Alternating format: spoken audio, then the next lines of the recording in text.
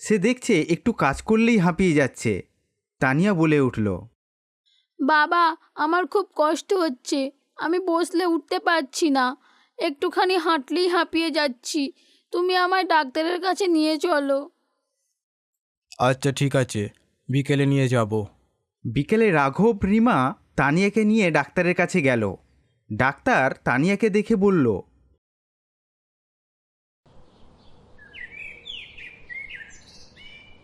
শহরে একটা ছেলে বাস করত, যার নাম রাঘব। রাঘব তার মেয়েকে নিয়ে সুখেই দিন কাটাচ্ছিল। সব ঠিকই চলছিল, কিন্তু যখন মেয়ের বয়স 15-16 তখন রাঘবের পরিবারে একটা সমস্যা দেখা দিল। রিমা, তুমি তো দেখছো সবই, এবার যে সমস্যা দেখা দেবে, কি করে কি করব বুঝতে পারছি না। কিসের সমস্যা বলছো তুমি? বলতে নেই, তাও বাবা হয়ে বলছি, মেয়ের তো চাহিদা দিনের পর দিন বেড়েই চলেছে। কি করি বলো তো? ও এখন ছোট, ওর কি এখন জ্ঞান বুদ্ধি হয়েছে? বড় হলে আস্তে আস্তে সব ঠিক হয়ে যাবে। হলেই ভালো। বাবা, আজ আমার জন্য বিরিয়ানি আনবে রাত্রেবেলা, আর একটা কোল্ড ড্রিঙ্কস আনবে। নাও, শুরু হয়ে গেছে। কী সব বলছো তুমি? ও তো একদিনই তো খেতে চেয়েছে, এনে দিলেই তো হয়ে যায়। ওই ছোট ছোট করে আজ এই অবস্থা। 15 বছর বয়স হয়ে গেল, আজও বলছো ছোট। আর কবে বড় হবে? দেখছো সংসারের এই অবস্থা, টানতে টানতে কালঘাম ছুটে যাচ্ছে। তানিয়া এই কথা শুনে কান্না শুরু করে দিল। রাঘব বলল, থাক, তোকে আর কান্না করতে হবে না, আমি কাজ থেকে আসার সময় বিরিয়ানি নিয়ে আসবো। তানিয়া এই কথা শুনে খুব আনন্দ পেল।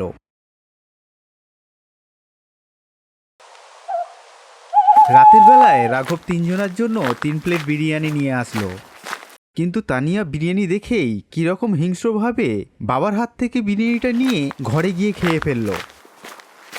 রাঘব আর রিনা তানিয়ার এই কাণ্ড দেখে অবাক হয়ে গেল। রিনা বলল, কি গো, তানিয়া তো এরকম কখনো করে না, তাহলে এই কদিন ধরে এরকম কেন করছে? সঙ্গে সঙ্গে তানিয়া ঘর থেকে বেরিয়ে এসে বলল, মা, আমার খুব খিদে পাচ্ছে, আর একটু বিরিয়ানি দেবে? রিমা মেয়ের কথা শুনে নিজের বিরিয়ানির প্যাকেটটা দিয়ে দিল। এই নে, যা, ঘরে গিয়ে খেয়ে নে। তানিয়া বিরিয়ানি নিয়ে নিজের ঘরে চলে গেল। রাঘব বলল, হে ভগবান, কি হচ্ছে এগুলো? তুমি দেখো। 5 মিনিট পর তানিয়া ঘর থেকে বেরিয়ে এসে বলল, বাবা, আমার জন্য কোল্ড ড্রিঙ্কস আনোনি? হ্যাঁ এনেছি, তুই এখনই খাবি। এরকম উল্টোপাল্টা খেলে কিন্তু শরীর খারাপ করবে, ক্ষতি হয়ে যাবে তোর। কিছু হবে না, দাও আমায়। রিমার কাছ থেকে কোল্ড ড্রিঙ্কসের বোতলটা নিয়ে ঢকঢক করে হাফ বোতল শেষ করে দিল। রাতে তানিয়া ঘুমিয়ে পড়ার পর রিমাকে রাঘব বলল, কি হচ্ছে বলো তো এগুলো? আমাদের মেয়ে 20 দিন আগেও কেমন রোগা চিমচিমে ছিল, আর আজ দেখো কত মোটা হয়ে গেছে।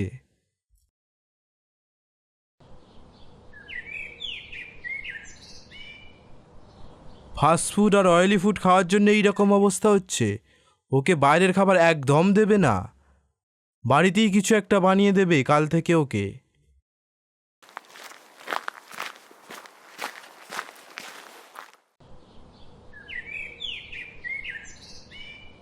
মা, তোর বাবা তোকে বাইরের জিনিস খেতে বারণ করেছে, তুই বল কি খাবি, আমি ঘরে বানিয়ে দেব। আমি চিপস খাবো এখন, চিপস খেলে কিছু হয় না। তানিয়া কান্না করে রিমার থেকে টাকা নিয়ে অনেকগুলো চিপস এনে বসে বসে খেতে লাগলো। দিনের পর দিন চিপস খাওয়া এবং বাইরের ফাস্টফুড খাওয়াটাই তানিয়ার কাল হয়ে দাঁড়ালো। সেদিন বিকালে তানিয়ার খুব শরীর খারাপ হলো। সেই মতো রিমা ও রাঘব ডাক্তার দেখাতে নিয়ে গেল।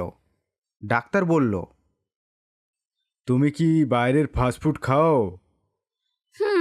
আমার খুব ভালো লাগে। এগুলো তোমাকে বন্ধ করতে হবে। হ্যাঁ, ঠিক আছে। ডাক্তারের কথা যেন বেশি না শুনতে হয়, তাই জন্য ওখান থেকে বাবা মার সাথে বাড়ি চলে এলো। 2 দিন ঠিক করে খাওয়ার পর তানিয়া আবার লুকিয়ে লুকিয়ে বাইরের খাবার খেতে শুরু করলো। রিমা ও রাঘব ভাবল তানিয়া হয়তো এবার ভালো হয়ে যাবে, আর বাইরের ফাস্টফুড খাবে না। কিন্তু হলো তার বিপরীত। 2 মাস যাওয়ার পর রাঘব দেখল তানিয়া আগের থেকে বেশি মোটা হয়ে যাচ্ছে। সে রিমাকে জিজ্ঞাসা করল, কি গো, তানিয়া এইরকম হয়ে যাচ্ছে কেন? ওকে তো আমরা বাইরের জিনিস খেতে দিই না, তাহলে এমন কেন হচ্ছে? কি করে হচ্ছে?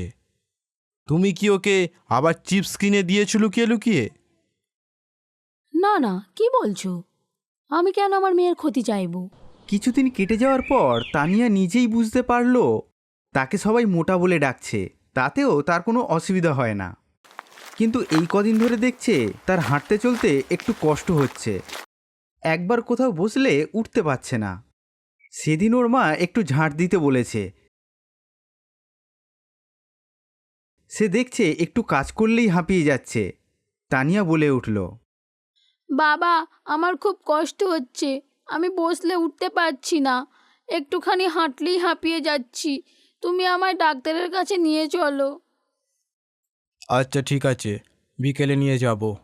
বিকেলে রাঘব রিমা তানিয়াকে নিয়ে ডাক্তারের কাছে গেল। ডাক্তার তানিয়াকে দেখে বলল, এ কি, তোমার আগের থেকে ভারী চেহারা হয়ে গেল কি করে? ডাক্তার কাকু, আমার না খুব কষ্ট হচ্ছে, আমি ঠিক করে হাঁটতে পারছি না, খুব কষ্ট হচ্ছে, আর আমি আগের থেকে আরও বেশি মোটা হয়ে যাচ্ছি। তোমাকে তো চিপস, বিরিয়ানি, তেলের জিনিস খেতে বারণ করেছি। তুমি তো নিজেই বলেছিলে আর খাবো না। তাহলে? আমি না সবাইকে মিথ্যে বলেছি, আমি লুকিয়ে লুকিয়ে চিপস, পকোড়া, চপ আরও অনেক কিছু খেয়েছি, তার জন্যই আমার এরকম কষ্ট হচ্ছে। ঠিক আছে, তুমি যে সত্যি কথা বলেছ, এতেই তোমার মা বাবা আমি খুব খুশি হয়েছি। সব সময় সবাইকে সত্যি কথা বলবে, আর তুমি খুব তাড়াতাড়ি সুস্থ হয়ে যাবে যদি তুমি আমার এবং তোমার মা বাবার কথা শুনে চলো। আমি শুনবো, সব শুনবো, কিন্তু আমি রোগা হতে চাই। আজ থেকে তোমার সমস্ত ফাস্টফুড খাওয়া বন্ধ করতে হবে, তাহলেই তুমি আগের চেহারায় ফিরে আসবে। আজ থেকে তুমি বাড়ির খাবার খাবে, তাহলে দেখবে তুমি আবার আগের মতো রোগা হয়ে গিয়েছো। সেই মতো তানিয়া সেই দিন থেকে বাবা মায়ের সব কথা শুনে চলল। বাইরের ফাস্টফুড খাওয়া সম্পূর্ণভাবে বন্ধ করে দিল। 1 মাস যাওয়ার পর তানিয়া আবার আগের মতো রোগা হয়ে গেল। তানিয়া আবার খেলাধুলা করা শুরু করলো। এখন তানিয়ার শরীরে আর কোনো কষ্ট হয় না। রাঘব বলল, মা, সবসময় আমাদের বুঝে বুঝে খাওয়া দাওয়া করা উচিত, তাহলে আমাদের শরীর কখনো খারাপ হবে না। আর বাইরের খাবার খাওয়া বেশি উচিত নয়। বাবা, আমি বুঝেছি, আর আমি কখনো বাইরের খাবার অত পরিমাণে খাবো না, কিন্তু তুমি আমার মাঝে মাঝে বিরিয়ানি এনে দিও। আচ্ছা, এনে দেবো।